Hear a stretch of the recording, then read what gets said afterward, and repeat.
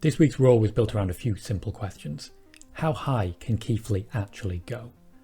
How injured is Rey Mysterio? And how can the WWE actually break up a tag team who could probably just refuse? With exclusive news on Brock Lesnar as well as reports on the future of Keith Lee, Drew McIntyre and more, this is the Monday Night Raw review. We open the show with Randy Orton, who for some reason is in quite a jovial mood after being beaten the night before clean and quickly by Keith Lee. He celebrates that Drew McIntyre is not there, who is out injured technically at the moment, and then once again, for having the third week in a row now, he's interrupted by Keith Lee, who comes down, celebrates being Keith Lee. This leads into what will be the recurring theme throughout the night.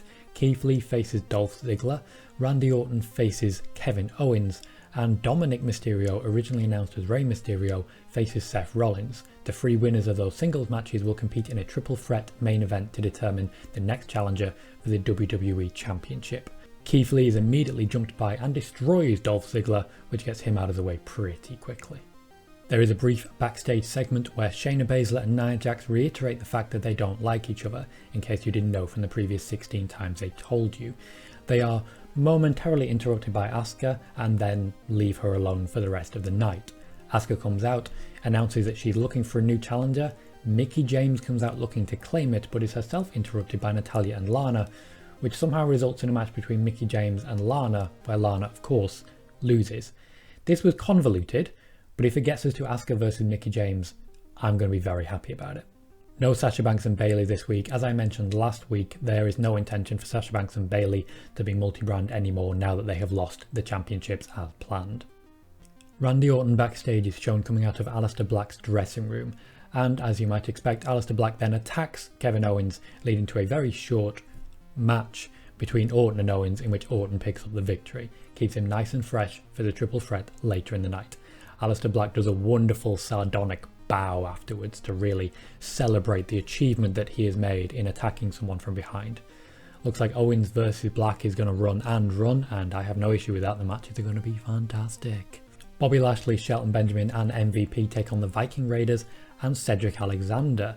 This is a tease to what happened last week at Raw Underground when Bobby Lashley destroyed all three of these men. The match is quite good, quite power game and high flying very early on, a good combination of the two styles. Cedric looks good in this one, and he is definitely the key person because he wins with a roll up of MVP. MVP then prevents the Hurt Business from attacking Cedric Alexander until after the break, when they attack Cedric Alexander. Commercial breaks are important, as we know.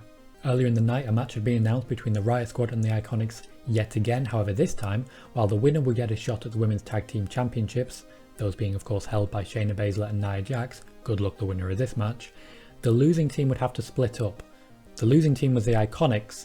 Later in the night, Peyton Royce would feed Billie Kay to the wolves of Raw Underground, of Duke and Shafir, and that is definitely the end of that partnership. I don't understand how the WWE can enforce this. I don't understand why the WWE would do this. Apparently this is very much just with an eye to Billie Kay moving on to do other projects. In his usual high-tempo, intensely paced match, we see Dominic Mysterio taking on Seth Rollins, and Seth once again picks up the victory. Before the match, he does instruct Buddy Murphy to leave. He doesn't want to see him. Long term, the plan is still very much to have Seth Rollins versus Buddy Murphy. With Clash of Champions being all about championships, it looks like Hell in a Cell is when we may see that match happen. In the lead up to Survivor Series, of course, when these two will not be feuding because they will be on the same brand. With Seth Rollins advancing to the #1 contendership match, it means we have Keith Lee, Randy Orton and Seth Rollins. On paper, that's a great match, and really later on, we'll have to see if it delivers. Titus O'Neil has a good moment at Raw Underground, beating up some people with no names and then getting into a competitive bout which Riddick Moss wins with a little bit of luck. Riddick Moss definitely feels like a much bigger deal now than he did before Raw Underground, and I think when Dabba-Kato comes back, that may be where they're leading. It's hard to pick up on whatever booking they're planning with Raw Underground, but it's certainly different. It certainly has settled into a rhythm and become quite compelling TV. The 24/7 Championship is won back by R-Truth. That is all I really plan to say about that, beyond the fact that I would love to drive into an arena and say, I'm Tom Colohue, these are my ninjas. And if anyone would like to apply to be one of those ninjas, please remember to subscribe now. We have a tag team tornado match and a massive rematch once again between the Street Profits and Andrade and Garza. This was very much a night of rematches, as we have seen throughout. What we had here was again quite good action. The actual match quality has been very impressive recently. However, there was no conclusive finish here. The light started to flicker. Garza abandoned the match, taking his sweetheart Demi, who seemingly lives in the Amway Center now and has been there forever, and scarpering with her to try and get her out of Dodge. Retribution would arrive, attack the Street Profits and Andrade, and in fact Zelina Vega, who started throwing punches outside. I give her credit for that, and she thoroughly deserves a little bit of credit there for starting the fight instead of just being passive like many others have been. Later in the night, Angel Garza and Demi would run into another group, which was Retribution, this time including Mia Yim and Mercedes Martinez under the masks, and he would run away and leave her behind. I believe we call that true love. Apollo Crews challenges Shelton Benjamin in Raw Underground. This also features Cedric Alexander and Ricochet, who is sounding more and more like a heel by the minute.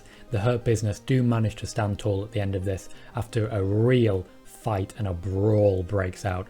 All three, Ricochet, Alexander and Apollo Crews, are put out of action. Very dominant display, and now that Bobby Lashley is the United States Champion, we can expect a lot more of these. Our main event, as mentioned in the build-up, is Keith Lee versus Randy Orton versus Seth Rollins, with Seth really only being there to fill the spot and make sure this isn't a direct rematch. There is a lot of buzz about Keith Lee at this time, and he is certainly deserving of this main event. While there have been many reports about a major push being planned for Keith Lee, there are no intentions at the moment to push him to the WWE Championship. Randy Orton was always going to get this rematch because the match between Drew McIntyre and Randy Orton, which is now booked for Clash of Champions, is supposedly part of a long-term feud that will likely run into Hell in a Cell as well and finally finish around Survivor Series time. It was always supposed to be in that position. So while Keith Lee got the win over Randy Orton, that was a late change to the planned proceedings. It's a big moment for Keith Lee, but I did expect he will be doing the favour back to Randy Orton at some point soon. This wasn't that. This was Randy Orton pinning Seth Rollins after a spirit bomb, and then RKOing Keith Lee to take him out of the picture, tripping over Keith Lee very artistically. We have to give Orton credit for his athleticism there, and then pinning Seth Rollins. Keith Lee looks fantastic in the end of this, so does Randy Orton. Finally, before going to the wrap-up, I did just want to touch on Brock Lesnar news. Brock Lesnar's contract has expired, as has been reported. It was originally going through not until just after WrestleMania, but around June, July time. They did book him for a match at SummerSlam, as I have been reporting, which is why his merch deal ended after SummerSlam and not before it. His contract does technically expire at the same time as his merch deal, but they managed to extend it on a non-contract basis because they wanted him to be working SummerSlam. There are, to my knowledge, only 2 people in the AEW hierarchy who are fans of Brock Lesnar, so I would not expect him to be going there. To my knowledge, Vince McMahon trusts Brock Lesnar not to go anywhere else, so they are absolutely confident as soon as the pandemic is cleared, they will make Brock Lesnar an offer and he will not refuse it. When it comes to Raw last night, I thought it was a very good show. The primary reason I thought it was a very good show was because they had a clear storyline going all the way through. Now, of those 3 matches building into the triple threat, Seth Rollins versus Dominic Mysterio was undoubtedly the best. Dolph Ziggler just got bumped around and Aleister Black attacked Kevin Owens beforehand.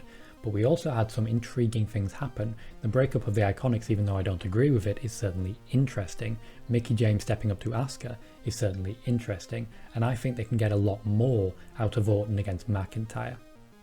Raw Underground has also now settled into a rhythm, and Retribution, now they are apparently on Raw full time, are simply much more interesting because it narrows down a lot of the potential options, which means we may be coming to a point whereby we finally work out what's actually going on. My Twitter poll for this week's Raw was a 46% good, followed by a 33% okay. So a positive, even though it's slightly middle of the road. I believe it was good. I wouldn't necessarily call it great, so I would definitely go in that category myself. This has been your Raw review. I have been Tom Collihew. Please do remember to click like and subscribe for more exclusive information in almost every video. And thank you very much for joining me.